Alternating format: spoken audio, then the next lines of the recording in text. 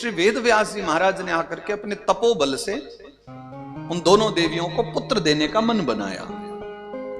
साधना करके आए थे, तप से भरा हुआ शरीर था, उग्र स्वरूप हो रहा था। सत्यवती ने कहा कि पुत्र व्यास, मेरी ये जो दोनों बहुएं हैं, मैं चाहती हूं तुम इनको पुत्र प्रदान का आशीर्वाद दो। वेदव्यास भगवान ने स्पष्ट मना कर दिया कि मां अभी मेरी स्थिति वैसी नहीं है, मैं तप करके आया हूं, मेरा रूप बहुत उग्र है, मेरे तप को देख करके ये सहन नहीं कर पाएंगे मेरे तेज को। पर माता मानी नहीं, बोले नहीं नहीं आप जाओ। तो एकांत कक्ष में एक एक करके दोनों देवियों को बुलाया गया।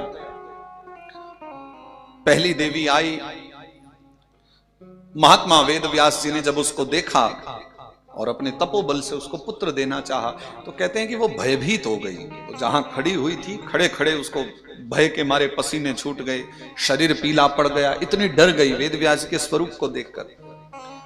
तो वेदव्यास जी ने सत्यवती माता से कहा कि मां, मैंने देखो इसको वर तो दे दिया है, तप के प्रभाव से इसको संतान तो दी है, लेकिन जिस समय मैंने अपने मंत्र शक्ति से, अपने तपोबल से इसके शरीर में वह गर्भ धारण कराया है, उस समय यह भयभीत हो गई थी। इसलिए इसका जो बालक होने वाला है ना, वो बहुत विद्वान होगा, ज्ञानवान होगा, सब होगा, लेकिन क्योंकि यह भयभीत हो गई थी, इस कारण से वह पांडु रोग से ग्रसित होगा। तो दूसरी कन्या को भेजा। अब वेदव्यास महामुनि ने कहा, मैं तो मंत्र पढ़ रहा था, उस समय कह नहीं सकता था, लेकिन इसने भी अपराध करा है, नेत्रबंध किए ना, इसलिए इसका बेटा भी योग्य होगा, गुणवान होगा, ज्ञानी होगा, लेकिन इसके नेत्र बंद थे, इसलिए अंधा होगा। पहली नारी से जो पुत्र हुआ वह पांडु, और दूसरी देवी से जो उत्पन्न हुआ वह धृतराष्ट्र।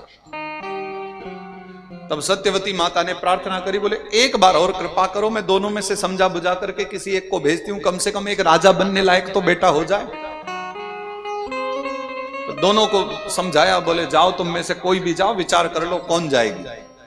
अब दोनों ने आपस में चर्चा करी, बोले हमें नहीं जाना, दूसरी ने मना किया हमें भी नहीं जाना, और तब अपनी एक दासी को भेज दिया। वह दासी जब जाकर के मुस्कुराते हुए दर्शन करती है भगवान वेदव्यास का, भगवान वेदव्यास उसको भी एक पुत्र प्रदान करते हैं।